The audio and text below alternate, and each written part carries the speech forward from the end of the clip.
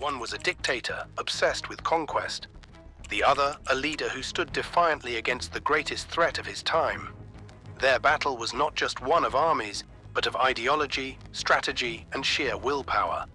This is the story of Winston Churchill versus Adolf Hitler, the battle for the fate of the world.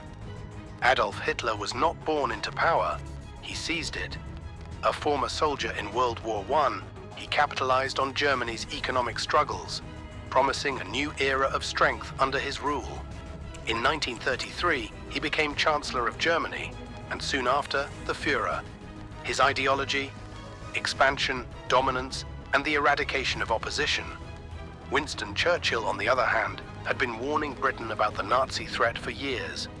Once dismissed as an old-fashioned warmonger, he suddenly became Britain's last hope when war broke out in 1939. In 1940, as Hitler's forces stormed across Europe, Churchill became Prime Minister, Britain's final line of defense against tyranny. Hitler's strategy was blitzkrieg, lightning war, fast, overwhelming attacks that crushed enemies before they could react. In just months, he conquered Poland, France, and much of Europe. The world had never seen anything like it. But Churchill was not about to surrender. In 1940, as Hitler prepared to invade Britain, Churchill delivered his most famous words.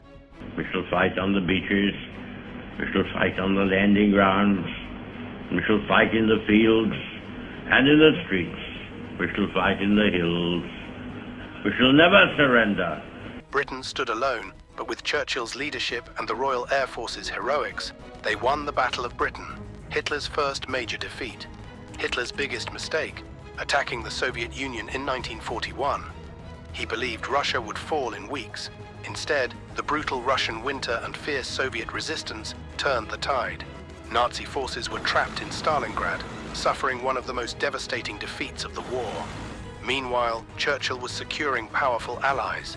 With Franklin D. Roosevelt's support, Britain gained American military aid. Then came December 7, 1941, Pearl Harbor. The US entered the war and Hitler's fate was sealed.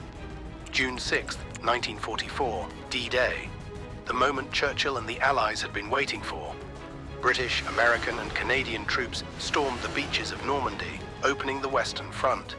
Hitler's forces were now trapped between the Allies in the west and the Soviets in the east.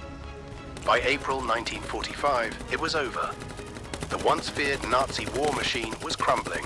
As Soviet forces closed in on Berlin, Hitler took his own life. The Reich he promised would last 1,000 years had collapsed in just 12. Churchill had won. His leadership kept Britain alive during its darkest hours. But victory came at a cost. Millions were dead, Europe was shattered, and a new war, the Cold War, was about to begin. Two leaders, two legacies. Hitler is remembered as a symbol of destruction and evil. Churchill as the man who stood against it. The world they shaped still feels their impact today. In the end, history is written by the victors. Churchill and Hitler may have been enemies, but their clash defined the 20th century. And as time goes on, their lessons of power, war, and resistance remain as relevant as ever. If you enjoyed this video, hit that like button and subscribe for more war history content. Which leader do you think had the greatest impact on World War II? Let us know in the comments below.